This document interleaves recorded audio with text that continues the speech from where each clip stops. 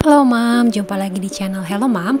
Dan hari ini saya mau membahas kasus yang banyak banget dijumpai, yaitu bayi yang menolak DBF atau Direct Breastfeeding akibat penggunaan DOT. Ini salah satunya ya, seorang mama dengan bayi berusia 3,5 bulan yang saat ini gak mau lagi menyusu langsung karena diberikan DOT saat mamanya lagi banyak meeting. Dan kasus kedua ini adalah seorang mama juga yang habis terkena infeksi COVID dan menjalani isolasi mandiri selama 10 hari. Bayinya diberikan ASI perah menggunakan DOT dan saat ini nggak mau lagi untuk menyusu langsung kepada ibunya.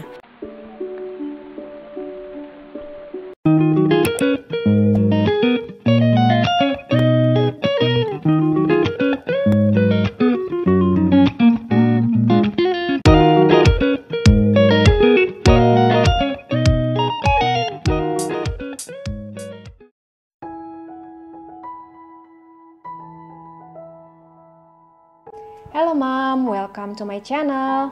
Hari ini kita mau membahas mengenai kondisi di mana bayi menolak menyusu langsung. Nah, ini adalah salah satu hal yang paling sering membuat ibu menyusui galau.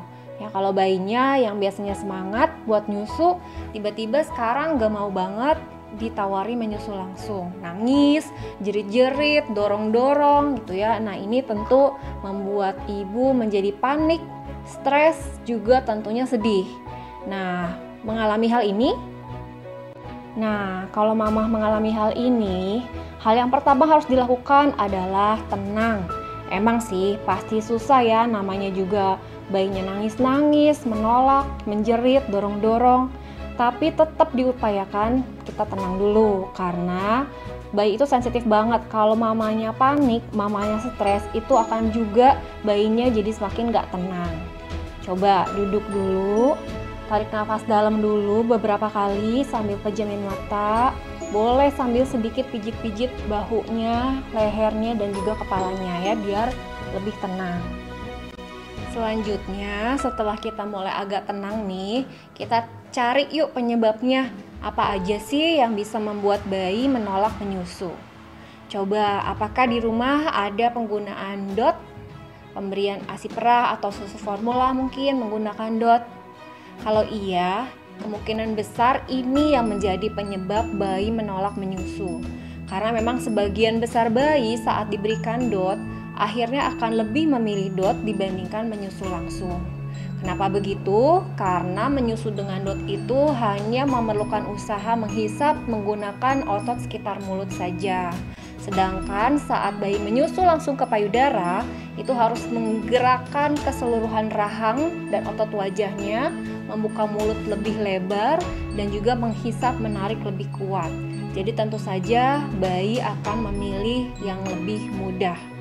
Walaupun demikian, pemberian DOT ini menghilangkan beberapa manfaat yang bisa didapat bayi jika bayi menyusu langsung.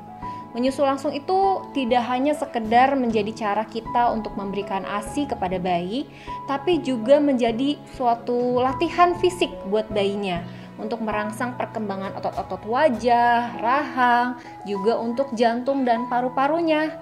Jadi tetap yang terbaik bagi bayi adalah menyusu langsung ke payudara ibu. Selain penggunaan DOT, ada beberapa hal lain yang bisa menyebabkan bayi menolak menyusu. Ya misalnya kalau bayinya memang sedang dalam kondisi yang tidak begitu sehat. Di daerah mulut ada sariawan atau ada oral thrush ya, bercak putih di rongga mulut bayi. Nah, itu menimbulkan rasa tidak nyaman sehingga bayi mungkin menolak untuk menyusu. Atau bayi sedang ada batuk, pilek sehingga saat dia menyusu langsung bayi merasa sesak napas, itu juga bisa menjadi penyebab bayi menolak menyusu. Atau ada kondisi tertentu di tubuh bayi, daerah tubuh tertentu yang lagi nggak nyaman, lagi pegel, lagi sakit, bayi sedang kolik. Nah, itu semua ketidaknyamanan pada fisik bayi bisa menyebabkan bayi menolak untuk menyusu. Selain itu, bayi mungkin juga menolak menyusu langsung karena ada masalah di payudara ibunya. Misalnya sumbatan ASI sehingga ASI tidak mengalir dengan lancar.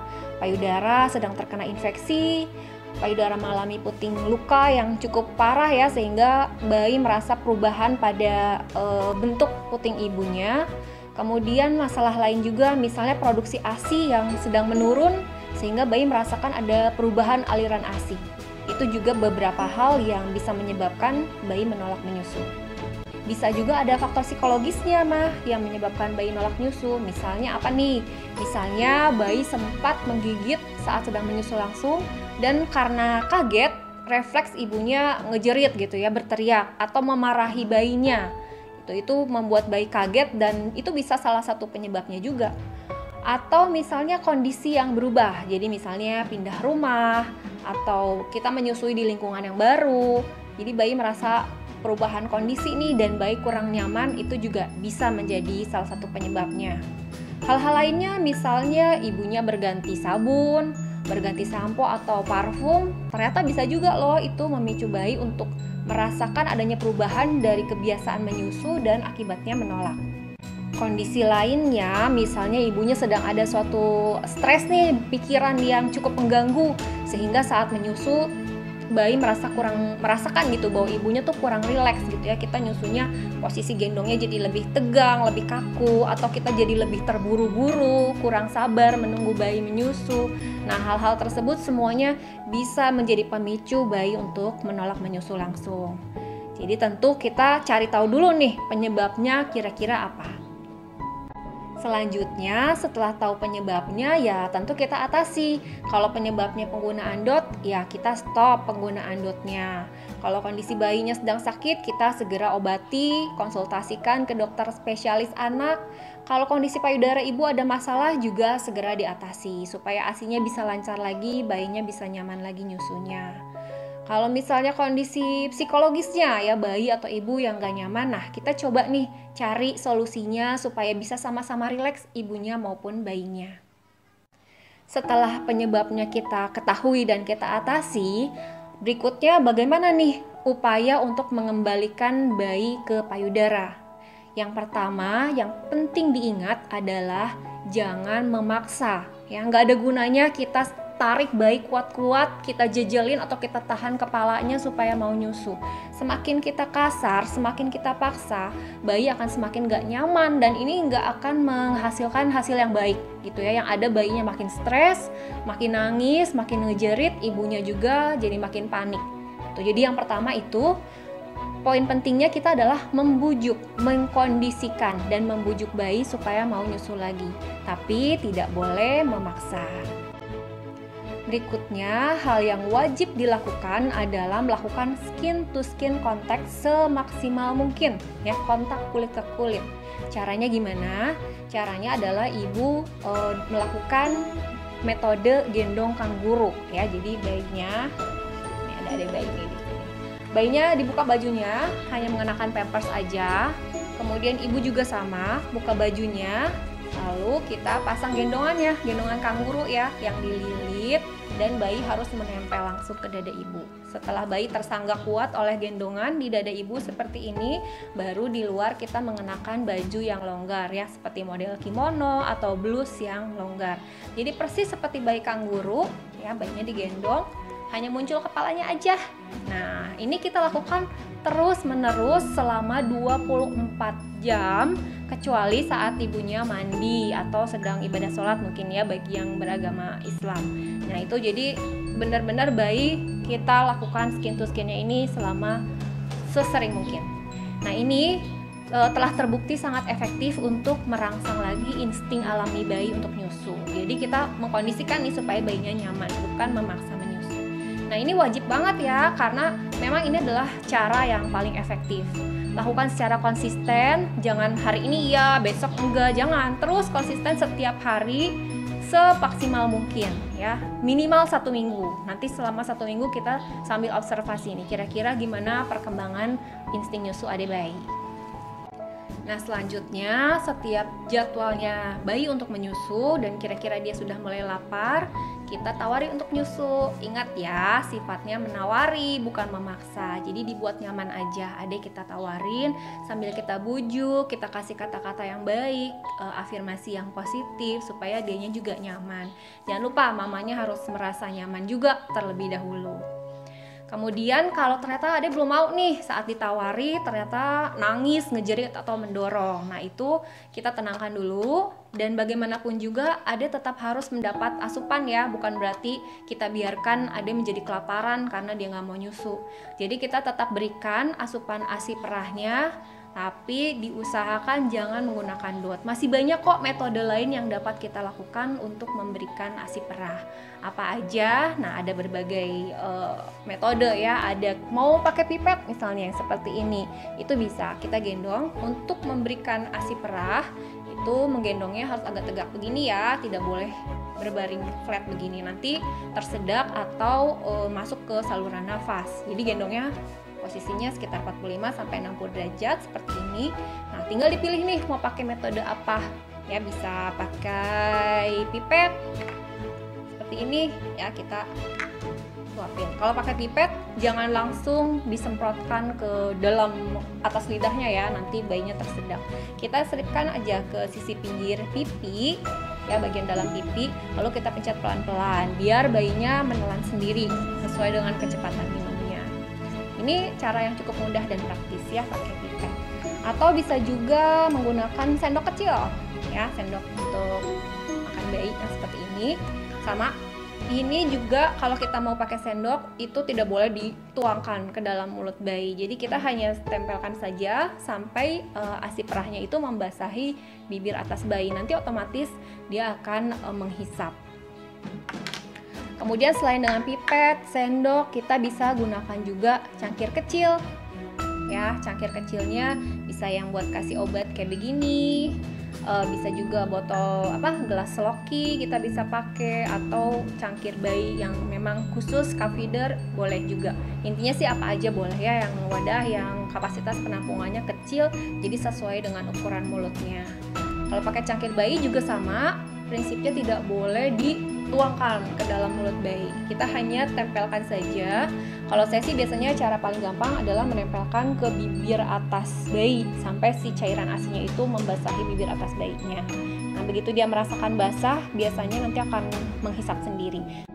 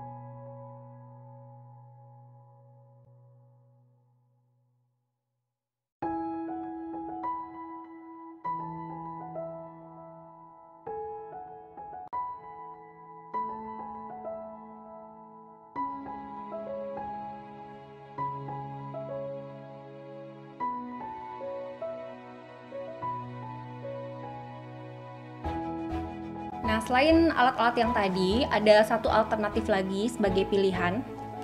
Jadi pokoknya banyak deh pilihan lain, gak harus menggunakan DOT ya. Kita coba supaya bayinya bisa cepat balik lagi ke payudara. Nah, ini kita pakai namanya selang laktasi. Ya, selang laktasi itu adalah selang kecil yang kegunaannya adalah untuk memberikan ASI perah kepada bayi. Nah, ini selangnya ada yang sudah dijual dalam bentuk satu set dengan merek tertentu, itu tinggal digunakan bisa. Atau mama bisa juga buat di rumah dari selang NGT ya, menggunakan selang NGT atau selang nasogastric tube. Seperti ini selangnya. Ini ada berbagai macam ukurannya, panjangnya juga macam-macam. Yang kita gunakan adalah selang nasogastric tube panjang 40 cm, ukurannya nomor 5 ya. Kemudian selain selang ini, kita juga butuh wadah untuk menyimpan ASI perahnya. Nah, itu kita bisa gunakan suntikan seperti ini. Nanti suntikannya ini bisa digunakan juga untuk saat mencuci atau membilas ya. Suntikan atau siringnya ini yang 60 ml, dan jangan lupa kalau beli yang lubangnya di pinggir seperti ini. Karena kalau yang lubangnya di tengah itu tidak bisa dipasangkan dengan nasogastric tube. Jadi kita beli yang lubangnya di pinggir seperti ini. Nah, kemudian kita masukkan ASI perahnya ya, kita hisap ASI perahnya ke dalam suntikannya, siringnya, lalu kita pasang dengan selang MGT-nya. Nah, udah jadi satu unit seperti ini. Sekarang kita siap untuk gunakan. Ada beberapa ibu yang dipasang di sini, ditempel gitu ya supaya mudah, atau kalau tidak juga diletakkan di meja di depan kita juga bisa. Caranya kalau bayinya sudah mau melekat kembali ke payudara dan kondisi payudara ibunya ternyata produksi ASI-nya agak sedikit drop atau sudah mulai turun, si selang ini bisa kita tempelkan ke payudara ibu. Tujuannya supaya memberikan aliran yang lebih deras, jadi bayi akan merasa lebih nyaman gitu ya, lebih senang nyusu karena alirannya deras seperti biasanya. Tapi kalau bayinya belum mau menyusu langsung, selang ini bisa kita gunakan dengan teknik finger feeding namanya. Finger feeding itu selangnya kita pasangnya di jari. Cuci tangan aja yang bersih, tidak perlu pakai sarung tangan ya, cukup cuci tangan sebersih mungkin. Kuku tentu harus dipotong pendek, lalu selangnya kita pasang aja sejajar dengan jari telunjuk kita ya, persis ujungnya sama dengan jari telunjuk. Lalu di saat jadwalnya bayi nyusu, ini kita tawarin seperti ini, posisi jari itu menghadap ke atas. Jadi nanti si selangnya itu adanya di antara jari kita dan langit-langit bayi. Jadi tidak menempel langsung dengan lidah bayi. Seperti ini ya, cukup terlihat ya. Kita masukkan, kita tempelkan aja jari kita itu di langit-langit bayi. Nanti bayinya akan otomatis menghisap dan si ASI-nya ini akan kesedot. Kalau kira-kira berat bayinya untuk menghisap, kita bisa bantu dorong. Tapi ingat, hati-hati banget mendorongnya, harus benar-benar pelan-pelan. Jangan sampai terlalu deras masuk ke mulut bayi ya. Jadi kita dorongnya pelan-pelan aja, mengikuti kecepatan bayi saat menyusu. Nah, ini namanya finger feeding menggunakan selang laktasi. Ini cukup efektif dan cukup praktis juga ya, karena tidak tumpah-tumpah ya. Kalau yang ini memang kadang ada yang tumpah-tumpah. Nah, kalau menggunakan selang itu tidak. Nah, itu beberapa metodenya. Tapi diingat lagi bahwa semua ini adalah cara sementara. Jadi kalau misalnya kita kasih nih kasih perah dan bayi sudah beberapa teguk ya, semenit menyusu misalnya, udah terlihat tenang, itu tetap balik lagi tawarin payudara. Kan goalsnya mau kembalikan bayi ke payudara. Jadi tetap semua cara-cara ini hanyalah penunjang aja, yang penting bayi tetap mendapat asupan yang cukup.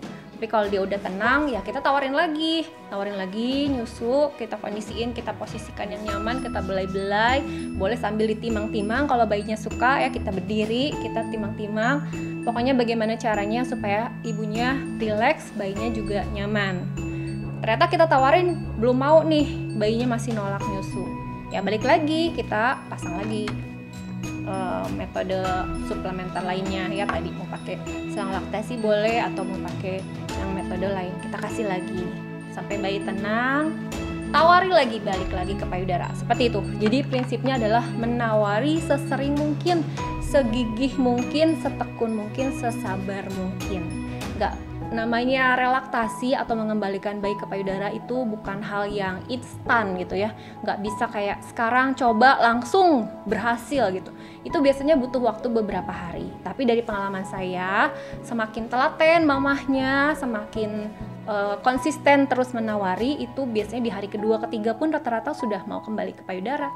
Semakin muda usia bayi, semakin tinggi angka keberhasilannya. Makanya kalau ada kendala dengan menolak menyusu, itu sesegera mungkin diatasi sebelum makin berlarut-larut, sebelum produksi ASI di payudara ibu juga semakin turun. Nah, untuk selang laktasi ini bagaimana membersihkannya? Kalau untuk yang lain, pipet, sendok, cangkir, itu tinggal dicuci aja seperti biasa ya, Mam. Nah, kalau untuk selang ini, cara membersihkannya itu dengan wadah diisi air panas.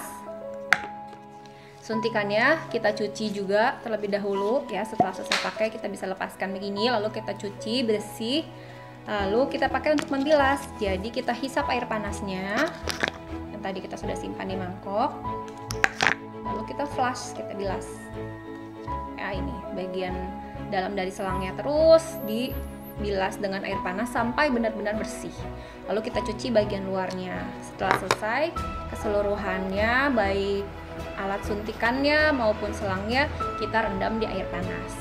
Ini sebenarnya kalau mencucinya bagus, bersih, tidak pernah ada sisa-sisa ASI di dalamnya, itu bisa dipakai terus-menerus.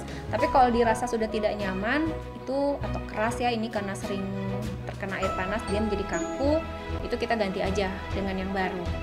Biasanya sih untuk amannya per 2 minggu sekali kita ganti selang laktasinya. Ya harapannya sih nggak sampai 2 minggu sudah mau kembali menyusu ya. Jadi memang goalsnya sesering mungkin hari. Selanjutnya, karena kunci utamanya agar bayi mau kembali menyusu itu adalah ibunya harus rileks, bayinya juga harus rileks. Boleh diciptakan suasana gimana aja yang membuat mama dan bayi merasa nyaman. Misalnya saat menyusui, ruangannya diredupkan ya, lampunya jangan terlalu silau. Kemudian kita nyalakan lilin aromaterapi dengan aroma yang bikin rileks banget, itu boleh juga. Kita pasang musik yang membuat mama dan bayi merasa nyaman, itu juga boleh. Jadi apa aja pokoknya supaya mama dan bayi merasa rileks. Jadi upaya untuk relaksasinya juga lebih nyaman. Dan the last but not the least ya, alias yang terakhir tapi justru ini sebenarnya yang paling penting adalah berdoa. Ya kita harus yakin bahwa menyusui itu ibadah. Jadi kita minta dimudahkan buat kitanya, dimudahkan buat bayinya supaya bisa kembali menyusu. Menyusui adalah ibadah. Ya semua agama menyarankan agar seorang ibu menyusui bayinya. Jadi jangan lupa tetap kita iringi dengan doa supaya kitanya juga nggak cepat patah semangat, supaya kita tetap sabar, supaya dimudahkan adik bayinya untuk kembali ke payudara. Sabar ya, pasti bisa kok, ayo ditelatenin ya. Oke, sekian video kali ini. Kalau ada yang kurang jelas boleh ditanyakan di kolom komen atau juga di Instagram ya, boleh kita diskusi bareng-bareng. Semoga bermanfaat. Jangan lupa kalau memang dirasa bermanfaat, di like dan di share ke teman-temannya, dan juga subscribe ya supaya kita bisa lebih banyak lagi diskusi ngobrol seputar kesehatan ibu dan anak. Terima kasih udah mengikuti materi hari ini. Sehat selalu.